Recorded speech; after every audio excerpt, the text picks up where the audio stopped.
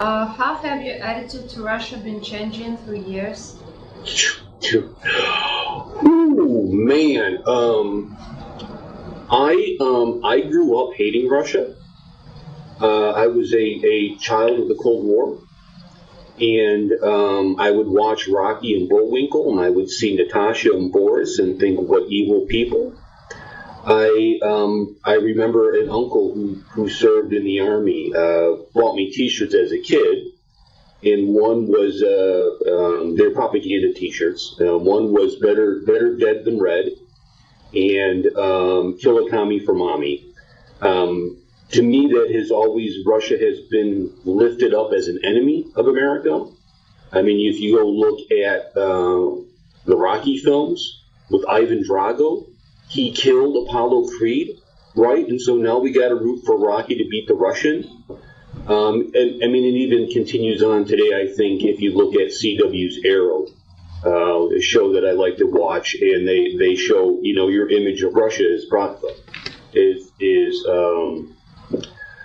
So, you know, I kind of came into this really like with Russia, like you got to keep an eye on Russia, like really, like this is like a major enemy. And I started doing the YouTube channel and watching Bollywood films, and somebody sent me a documentary about Bollywood and said, hey, I don't know if you know this, but Russia was behind the founding of Bollywood, that they put in a lot of money and effort into this, and they're huge Bollywood fans. And I said, but that doesn't seem right. I wonder if Russia has its own film industry. So I started Googling around and watching trailers. You know, I would find trailers on YouTube and I would watch them. And I got hooked into World War II films. And I watched The Dawns Here Are Always Quiet, and They Fought for the Motherland. And the picture that I was getting from these movies of World War II is different than the American textbook. Because in the American textbook, what I was taught was America won the war against the Nazis.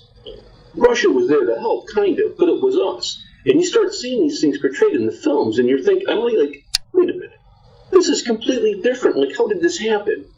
And a couple of my Russian friends challenged my views on it and said, well, you need to look into this. You need to look into this. And I thought, okay, you know, I'm going to be polite. I don't want to offend them. They're obviously brainwashed because they got the wrong version of what happened. And as I started looking into it and seeing the, you know, the story of how all these women were fighting for Russia in World War II, and that 80% of Nazis were killed by Russians, and I watched Why We Fight.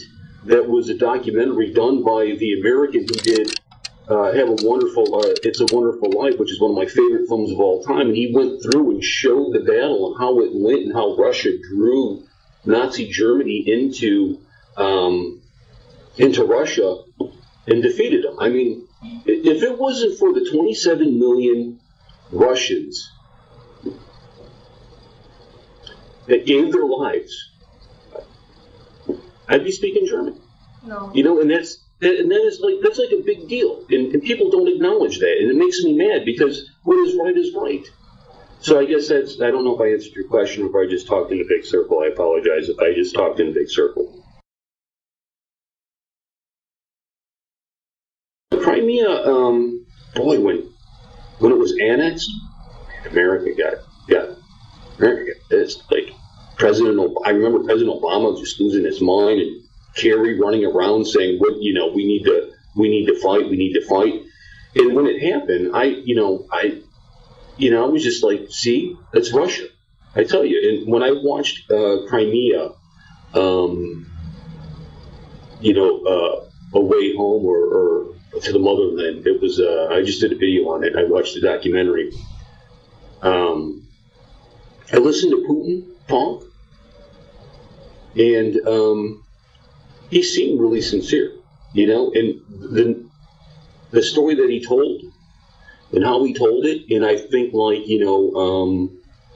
what would America do, right? Because I always think about, like, this issue that's come up. So if we had something like, I don't know, maybe Texas decide it's going to break away from the United States, and then start funding terrorist activity to come in and attack America, right?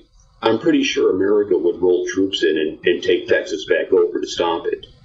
And I think the American reaction to Crimea speaks again of this double standard that exists. This idea of America can be involved in everything, and Russia shouldn't be involved in anything.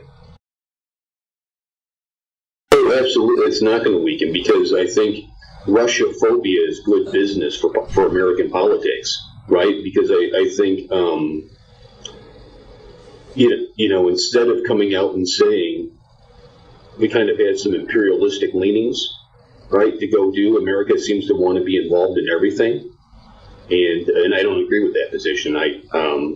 It's a lot easier to say, well, we got to do it to protect ourselves from Russia, and then people kind of just say, well, yeah, okay. I mean, if you look at American installations on a map, just surround Russia. I mean, it's like, I'm sure America would be upset if Russia had installations all through Canada and Mexico and Cuba, and everywhere you turn there was a Russian base somewhere. The political establishment wins. They stay in power. They're able to get their globalist agenda out. Материал подготовлен специально для проекта RuOpen. Ставьте лайки и подписывайтесь на наш канал.